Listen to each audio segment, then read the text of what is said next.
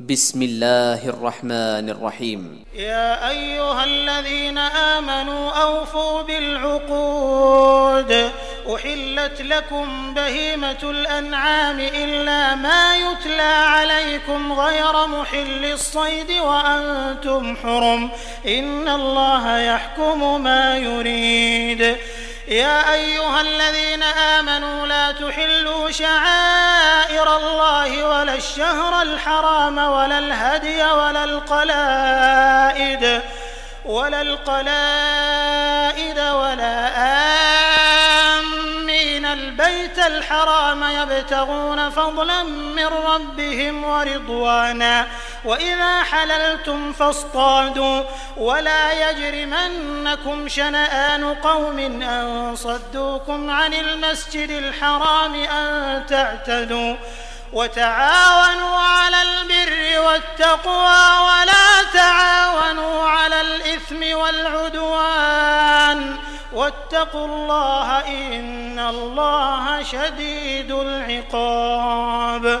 حرمت عليكم الميتة والدم ولحم الخنزير وما أهل لغير الله به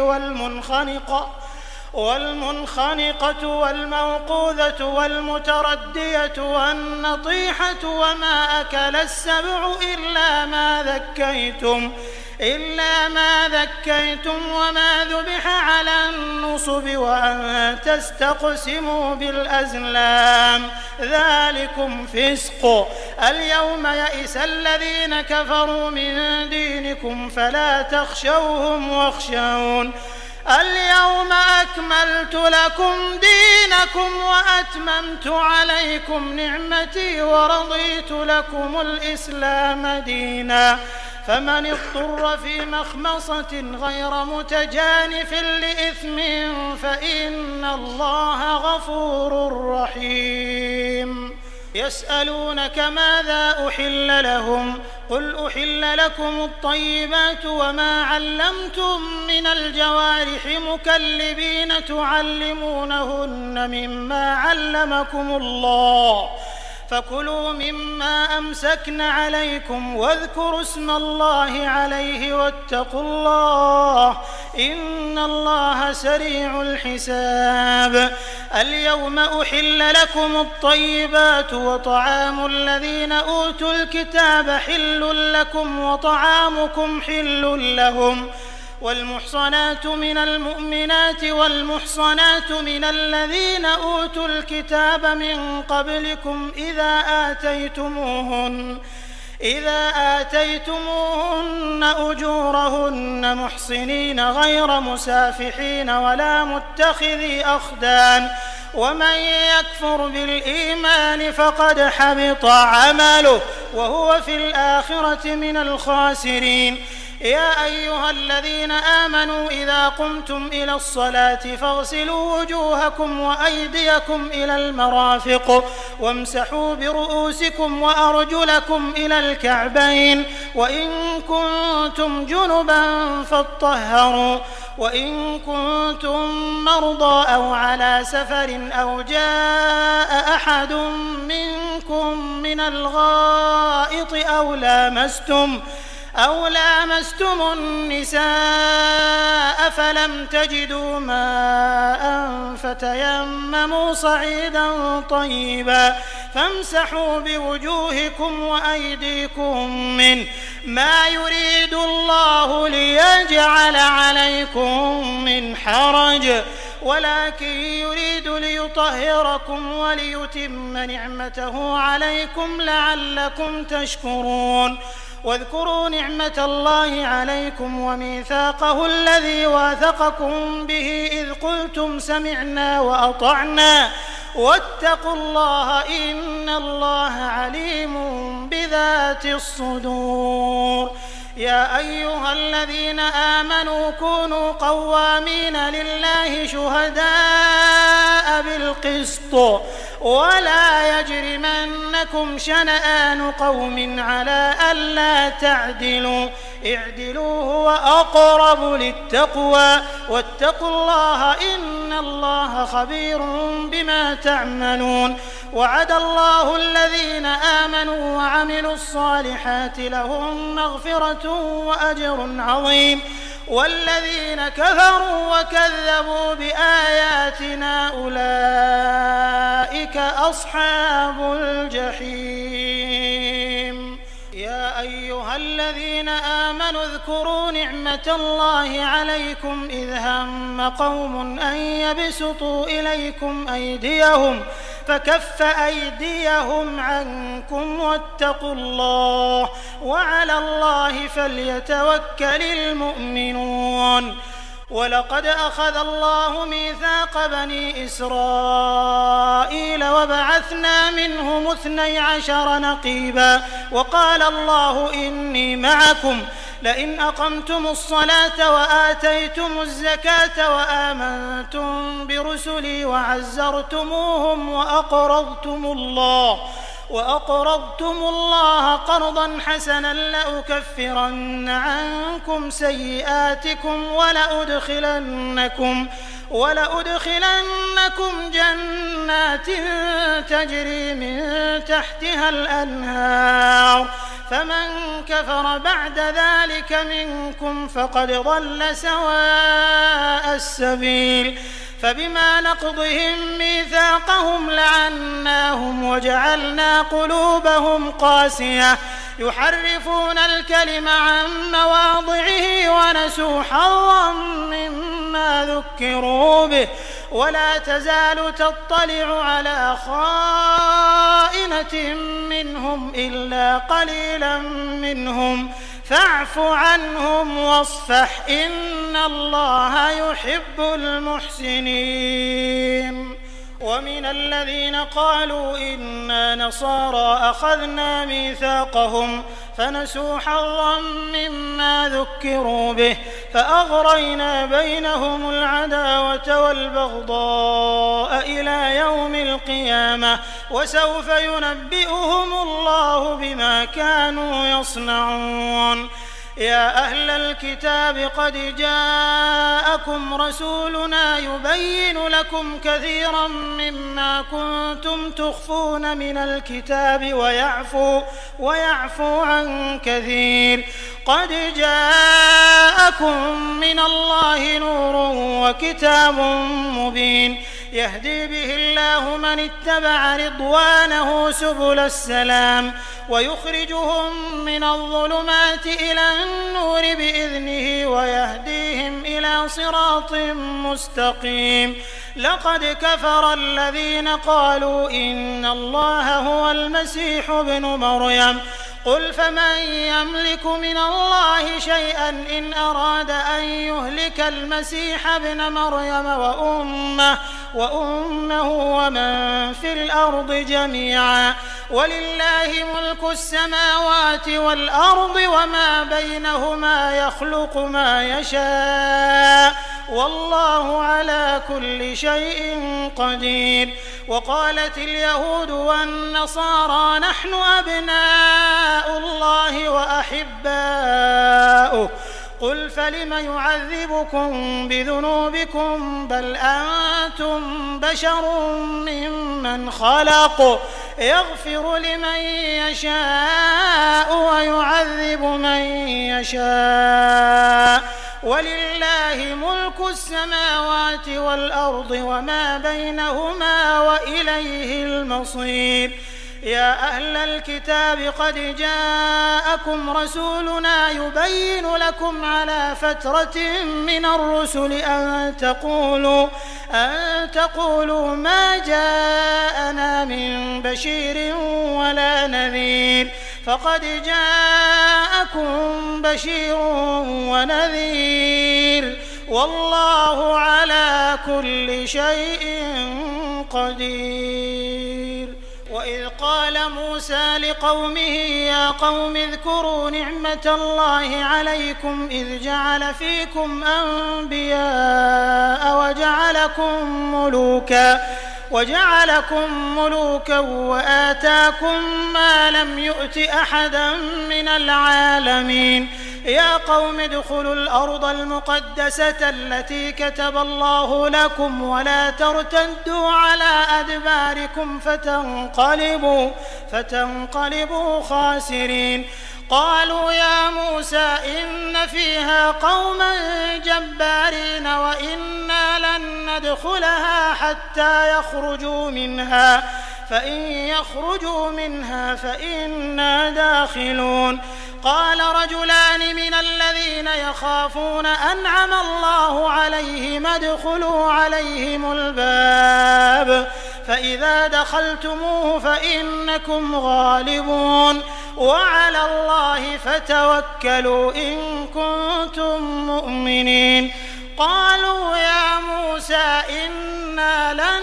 ندخلها أبدا ما داموا فيها فاذهب أنت وربك فقاتلا إنا هاهنا قاعدون. قال رب إني لا أملك إلا نفسي وأخي فافرق بيننا وبين القوم الفاسقين. قال فإنها محرمة عليهم 40 سنة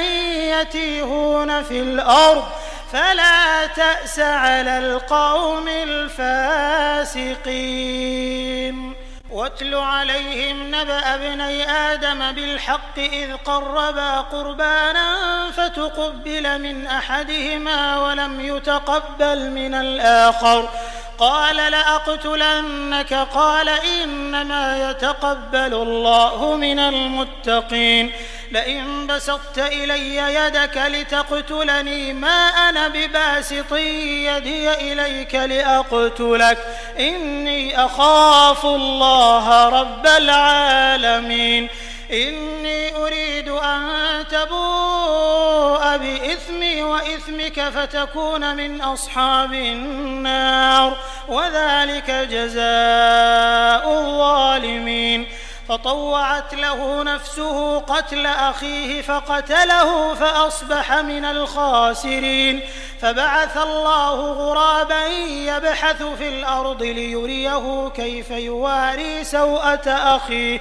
قال يا ويلتى أعجزت أن أكون مثل هذا الغراب فأواري سوءة أخي فأصبح من النادمين. من أجل ذلك كتبنا على بني إسرائيل أنه من قتل نفسا بغير نفس أو فساد في الأرض فكأنما قتل الناس جميعا ومن أحياها فكأنما أحيا الناس جميعا. ولقد جاءتهم رسلنا بالبينات ثم إن كثيرا منهم بعد ذلك في الأرض لمسرفون. إنما جزاء الذين يحاربون الله ورسوله ويسعون في الأرض فسادا أن يقتلوا أو يصلبوا أو تقطع أيديهم وأرجلهم من خلاف أو ينفوا من الأرض ذلك لهم خزي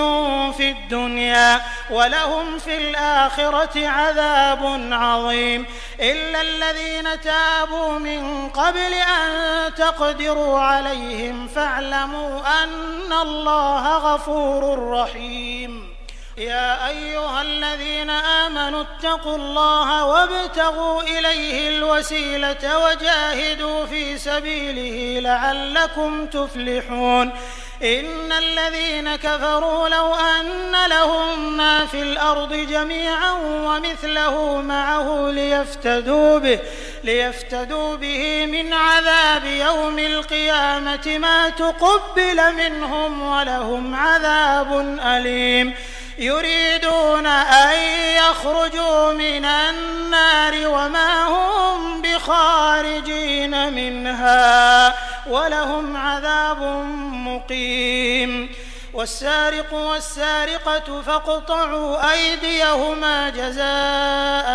بما كسبا نكالا من الله والله عزيز حكيم. فمن تاب من بعد ظلمه وأصلح فإن الله يتوب عليه إن الله غفور رحيم. ألم تعلم أن الله له ملك السماوات والأرض يعذب من يشاء ويغفر لمن يشاء والله على كل شيء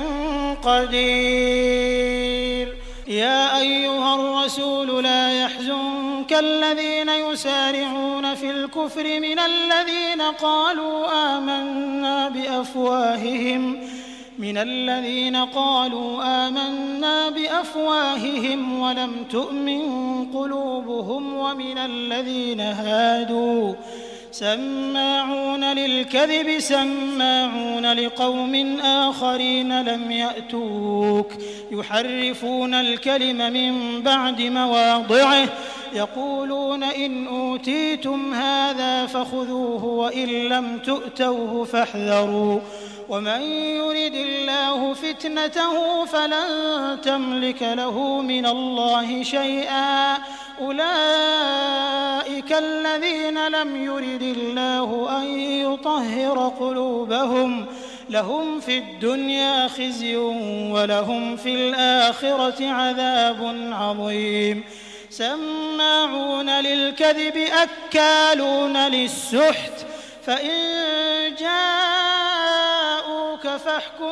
بينهم أو أعرض عنهم وإن تعرض عنهم فلن يضروك شيئا وإن حكمت فاحكم بينهم بالقسط إن الله يحب المقسطين. وكيف يحكمونك وعندهم التوراة فيها حكم الله ثم يتولون من بعد ذلك وما أولئك بالمؤمنين. إنا أنزلنا التوراة فيها هدى ونور يحكم بها النبيون الذين أسلموا للذين هادوا والربانيون والأحبار بما استحفظوا من كتاب الله وكانوا عليه شهداء فلا تخشوا الناس واخشوني ولا تشتروا بآياتي ثمنا قليلا ومن لم يحكم بما أنزل الله فأولئك هم الكافرون. وكتبنا عليهم فيها أن النفس بالنفس والعين بالعين والأنف بالأنف والأذن بالأذن والسن بالسن والجروح قصاص فمن تصدق به فهو كفارة له ومن لم يحكم بما أنزل الله فأولئك هم الظالمون. وقفينا على آثارهم بعيسى ابن مريم مصدقا لما بين يديه من التوراة وآتيناه الإنجيل فيه هدى ونور ومصدقا لما بين يديه من التوراة وهدى وموعظة للمتقين. وليحكم أهل الإنجيل بما أنزل الله فيه ومن لم يحكم بما أنزل الله فأولئك هم الفاسقون. وأنزلنا إليك الكتاب بالحق مصدقا لما بين يديه من الكتاب ومهيمنا عليه فاحكم بينهم بما أنزل الله ولا تتبع أهواءهم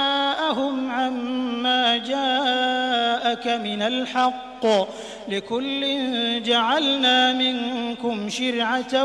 ومنهاجا ولو شاء الله لجعلكم أمة أمة واحدة ولكن ليبلوكم فيما آتاكم فاستبقوا الخيرات إلى الله مرجعكم جميعا فينبئكم بما كنتم فيه تختلفون وأن احكم بينهم بما أنزل الله ولا تتبع أهواءهم واحذرهم أن يفتنوك عن بعض ما أنزل الله إليك فإن تولوا فاعلم أنما يريد الله أن يصيبهم ببعض ذنوبهم وإن كثيرا من الناس لفاسقون أفحكم الجاهلية يبغون ومن أحسن من الله حكما لقوم يوقنون يا أيها الذين آمنوا لا تتخذوا اليهود والنصارى أولياء بعضهم أولياء بعض ومن يتولهم منكم فإنه منهم إن الله لا يهدي القوم الظالمين فترى الذين في قلوبهم مرض يسارعون فيهم يقولون نخشى أن تصيبنا دائرة فعسى الله أن يأتي بالفتح أو أمر من عنده فيصبحوا على ما أسروا في أنفسهم نادمين ويقول الذين آمنوا أهؤلاء الذين أقسموا بالله جهد أيمانهم إنهم لمعكم حبطت أعمالهم فأصبحوا خاسرين يا أيها الذين آمنوا من يرتد منكم عن دينه فسوف يأتي الله بقوم يحبهم ويحبونه أذلة على المؤمنين أعزة على الكافرين يجاهدون في سبيل الله ولا يخافون لومة لائم ذلك فضل الله يؤتيه من يشاء والله واسع عليم إنما وليكم الله ورسوله والذين آمنوا الذين يقيمون الصلاة ويؤتون الزكاة وهم راكعون ومن يتول الله ورسوله والذين آمنوا فإن حزب الله هم الغالبون يا أيها الذين آمنوا لا تتخذوا الذين اتخذوا دينكم هزوا ولعبا من الذين أوتوا الكتاب من قبلكم والكفار أولياء واتقوا الله إن كنتم مؤمنين وإذا ناديتم إلى الصلاة اتخذوها هزوا ولعبا ذلك بأنهم قوم لا يعقلون قل يا أهل الكتاب هل تنقمون منا إلا أن آمنا بالله وما أنزل إلينا وما أنزل من قبل وأن أكثركم فاسقون قل هل أنبئكم بشر من ذلك مثوبة عند الله من لعنه الله وغضب عليه وجعل منهم القردة والخنازير وعبد الطاغوت أولئك شر مكانا وأضل عن سواء السبيل وإذا جاءوكم قالوا آمنا وقد دخلوا بالكفر وهم قد خرجوا به والله أعلم بما كانوا يكتمون وترى كثيرا منهم يسارعون في الإثم والعدوان وأكلهم السحت لبئس ما كانوا يعملون لولا ينهاهم الربانيون والأحبار عن قولهم الإثم وأكلهم السحت لبئس ما كانوا يصنعون وقالت اليهود يد الله مغلولة غلت أيديهم ولعنوا بما قالوا بل يداه مبسوطتان ينفق كيف يشاء وليزيدن كثيرا منهم ما أنزل إليك من ربك طغيانا وكفرا وألقينا بينهم العداوة والبغضاء إلى يوم القيامة كلما أوقدوا نارا للحرب أطفأها الله ويسعون في الأرض فسادا والله لا يحب المفسدين ولو أن أهل الكتاب آمنوا واتقوا لكفرنا عنهم سيئاتهم ولأدخلناهم جنات النعيم ولو أنهم أقاموا التوراة والإنجيل وما أنزل إليهم من ربهم لأكلوا من فوقهم ومن تحت أرجلهم منهم أمة مقتصدة وكثير منهم ساء ما يعملون يا أيها الرسول بلغ ما أنزل إليك من ربك وإن لم تفعل فما بلغت رسالته والله يعصمك من الناس إن الله لا يهدي القوم الكافرين قل يا أهل الكتاب لستم على شيء حتى تقيموا التوراة والإنجيل وما أنزل إليكم من ربكم وليزيدن كثيرا منهم ما أنزل إليك من ربك طغيانا وكفرا فلا تأس على القوم الكافرين إن الذين آمنوا والذين هادوا والصابئون والنصارى من آمن بالله واليوم الآخر وعمل صالحا فلا خوف عليهم ولا هم يحزنون لقد أخذنا ميثاق بني إسرائيل وأرسلنا إليهم رسلا كلما جاءهم رسول بما لا تهوى أنفسهم فريقا كذبوا وفريقا يقتلون وحسبوا ألا تكون فتنة فعموا وصموا ثم تاب الله عليهم ثم عموا وصموا كثير منهم والله بصير بما يعملون لقد كفر الذين قالوا إن الله هو المسيح ابن مريم وقال المسيح يا بني إسرائيل اعبدوا الله ربي وربكم إنه من يشرك بالله فقد حرم الله عليه الجنة ومأواه النار وما للظالمين من أنصار لقد كفر الذين قالوا إن الله ثالث ثلاثة وما من إله إلا إله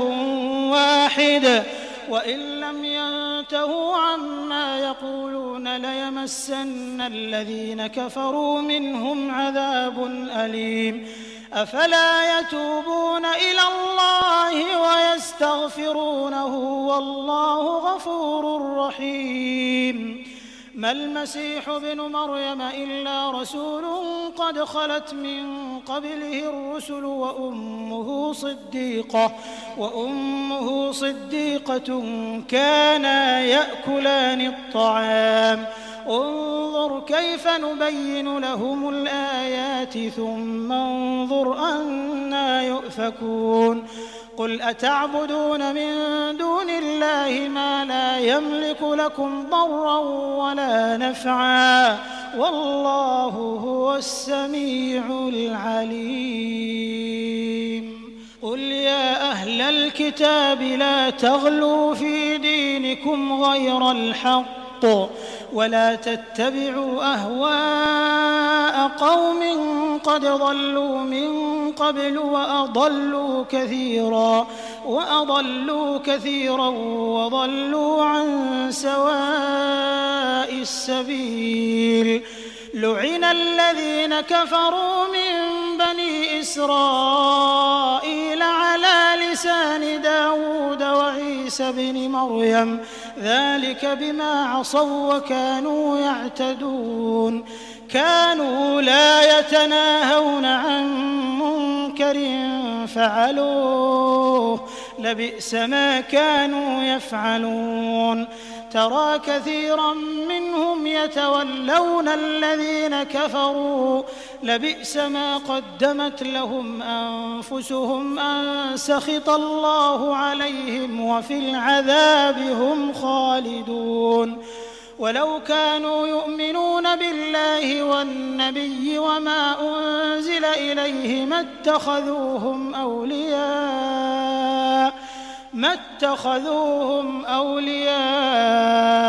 ولكن كثيرا منهم فاسقون لتجدن أشد الناس عداوة للذين آمنوا اليهود والذين أشركوا ولتجدن أقربهم مودة للذين آمنوا الذين قالوا إنا نصارى ذلك بأن منهم قسيسين ورهبانا وأنهم لا يستكبرون وإذا سمعوا ما أنزل إلى الرسول ترى أعينهم تفيض من الدمع مما عرفوا من الحق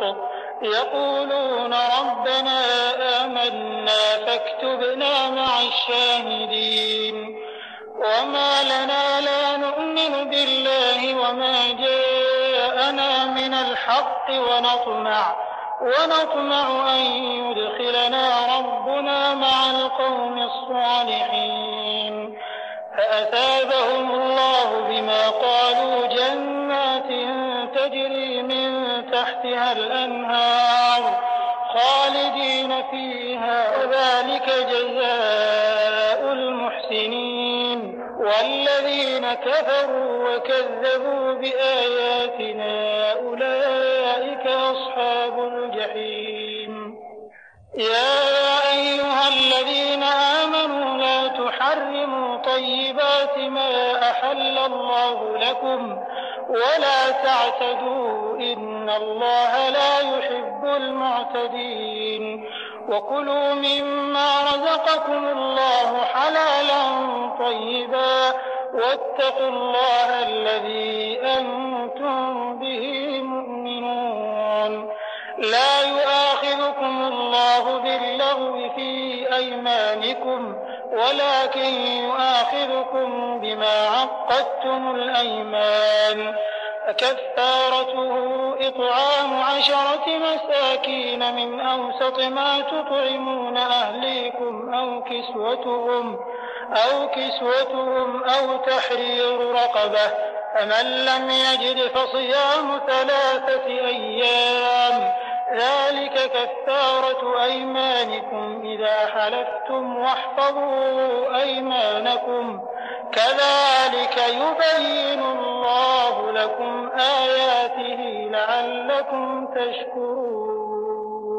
يا أيها الذين آمنوا إنما الخمر الخمر والميسر والأنصاب والأزلام رجس من عمل الشيطان فاجتنبوه لعلكم تفلحون إنما يريد الشيطان أن يوقع بينكم العداوة والبغضاء في الخمر والميسر ويصدكم عن ذكر الله وعن الصلاة فهل أنتم منتهون وأطيعوا الله وأطيعوا الرسول واحذروا فإن توليتم فاعلموا أنما على رسولنا البلاغ المبين ليس على الذين آمنوا وعملوا الصالحات جناح فيما طعموا إذا ما اتقوا وآمنوا وعملوا الصالحات ثم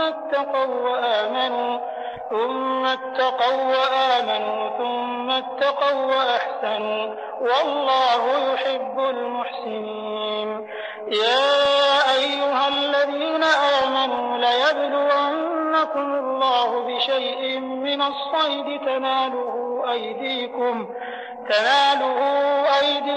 ورماحكم ليعلم الله من يخافه بالغيب فمن اعتدى بعد ذلك فله عذاب أليم يا أيها الذين آمنوا لا تقتلوا الصيد وأنتم حرم ومن قتله منكم متعمدا فجزاء مثل ما قتل من النعم يحكم به ذوى عدل منكم هديا بالغ الكعبة أو كفارة طعام مساكين أو عدل ذلك صياما ليذوق وبال أمره عفى الله عما سلف ومن عاد فينتقم الله منه والله عزيز ذو انتقام أحل لكم صيد البحر وطعامه متاعا لكم وللسيارة وحرم عليكم صيد البر ما دمتم حرما واتقوا الله الذي إليه تحشرون جعل الله الكعبة البيت الحرام قياما للناس والشهر الحرام والهدي والقلائد ذلك لتعلموا أن الله يعلم ما في السماوات وما في الأرض وأن الله بكل شيء عليم اعلموا أن الله شديد العقاب وأن الله غفور رحيم ما على الرسول إلا البلاغ والله يعلم ما تبدون وما تكتمون قل لا يستوي الخبيث والطيب ولو أعجبك كثرة الخبيث فاتقوا الله يا أولي الألباب لعلكم تفلحون يا أيها الذين آمنوا لا تسألوا عن أشياء إن تبد لكم تسؤكم وإن تسألوا عنها حين ينزل القرآن تبد لكم عفى الله عنها والله غفور حليم قد سألها قوم من قبلكم ثم أصبحوا بها كافرين ما جعل الله من بحيرة ولا سائبة ولا وصيلة ولا حام ولكن الذين كفروا يفترون على الله الكذب وأكثرهم لا يعقلون وإذا قيل لهم تعالوا إلى ما أنزل الله وإلى الرسول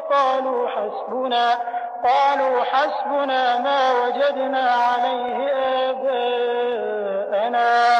أولو كان آباؤهم لا يعلمون شيئا ولا يهتدون يا أيها الذين آمنوا عليكم أنفسكم لا يضركم من ضل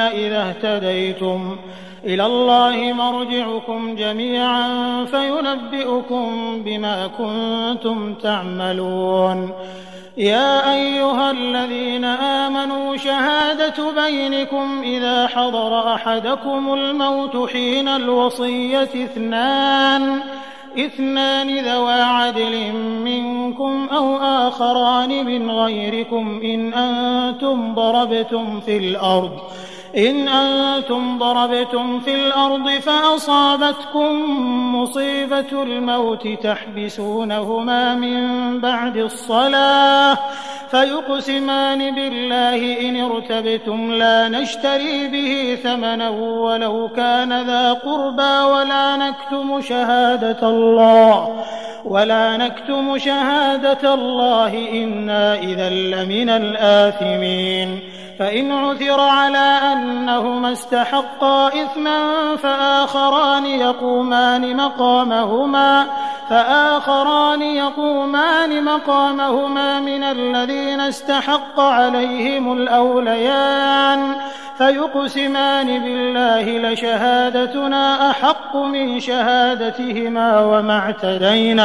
وما اعتدينا إنا إذا لمن الظالمين. ذلك أدنى أن يأتوا بالشهادة على وجهها أو يخافوا أن ترد أيمانهم بعد أيمانهم واتقوا الله واسمعوا والله لا يهدي القوم الفاسقين. يوم يجمع الله الرسل فيقول ماذا أجبتم قالوا لا علم لنا إنك أنت علام الغيوب.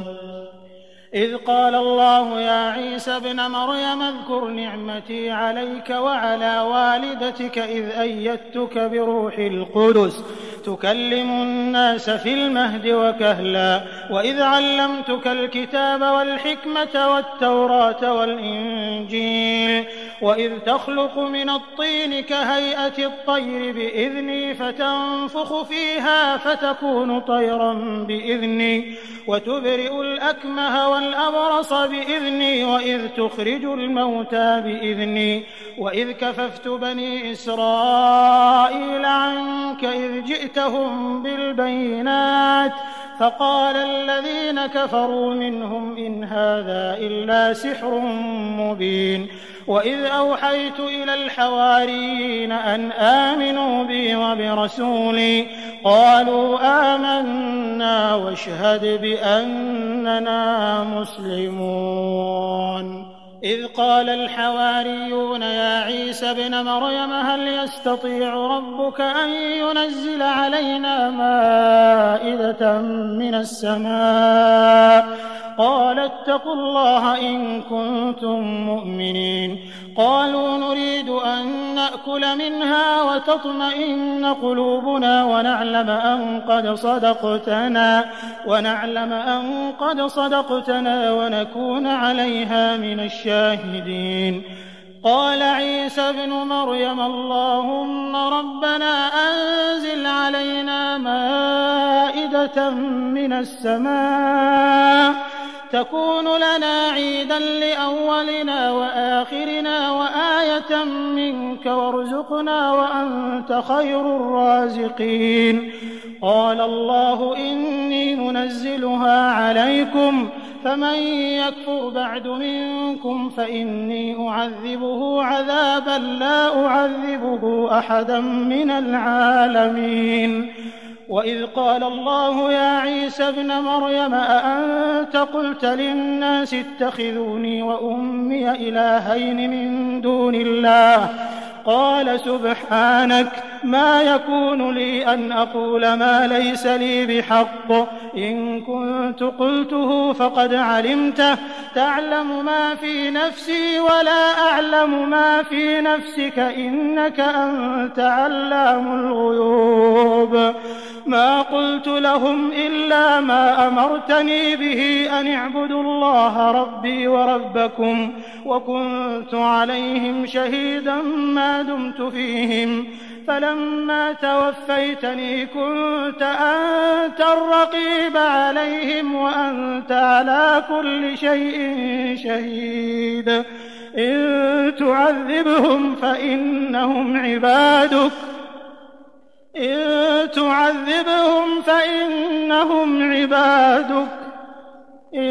تعذبهم فإنهم عبادك وإن تغفر لهم فإنك أنت العزيز الحكيم. قال الله هذا يوم ينفع الصادقين صدقهم لهم جنات تجري من تحتها الأنهار خالدين فيها أبدا رضي الله عنهم ورضوا عنه ذلك الفوز العظيم. لله ملك السماوات والأرض وما فيهن وهو على كل شيء قدير.